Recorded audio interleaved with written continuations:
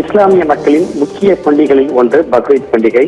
இதில் ஆட்டை அறுத்து அதன் இறைச்சியை ஏழை எளிய மக்களுக்கு பங்கிட்டு வழங்குவது வழக்கம்.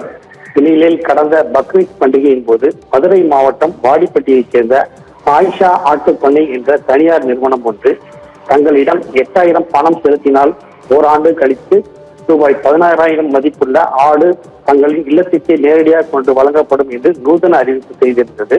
இந்த விளம்பரத்தின் அன்பு தென் மாவட்டங்களில் இருந்து 1000க்கும் மேற்பட்ட இஸ்லாமியர்கள் அந்த ஆட்டுப்பண்ணையில் பணம் செலுத்தியுள்ளனர். இந்நிலையில் இன்று பக்ரீத் தினமான இன்று சிவகங்கையில் 100க்கும் மேற்பட்ட இஸ்லாமியர்கள் இத்திட்டத்தில் பணம் செலுத்தி காத்து தந்தனர். ஆனால் நேற்று மாலை ஆடுகளை டெலிவரி செய்ததாக தெரிவித்த நிலையில் பணம் செலுத்திய மக்கள் நேற்று முழுவதும் காத்திருந்தனர். ஆனால் பண்ணையின் உரிமையாளர்கள் இதுவரை ஆடுகளை டெலிவரி செய்யாமல் இருந்ததுடன் செல்போனை சுவிட்ச் ஆஃப் செய்துள்ளனர். இதனால் பணம் செலுத்திய அனைவரும் ஏமாற்றுடன் திரும்பிச் சென்றனர். மேலும் சிவகங்கை நகர் முழுவதும் 300க்கும் மேற்பட்ட ஆடுகள் குர்பானிகள் கொடுப்பது வழக்கம். அதுபோல் இன்று பணம் செலுத்தி ஏமாற்றம் அடைந்ததால் வெறும் 100 ஆடுகள் மட்டுமே தற்போது குர்பானிகள் கொடுக்கப்பட்டுள்ளது.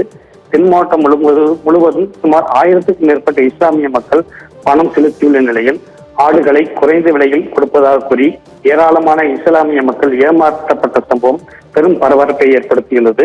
கடந்த ஆண்டு இதே போல 8000 கொடுத்தால் 30 கிலோ ஆடும், 10,000 செலுத்தினால் 40 கிலோ ஆடும் தருவதாக கூடிய இந்நிறுவனம் பாதி பேருக்கு மட்டுமே பணம் செலுத்தியுள்ளது.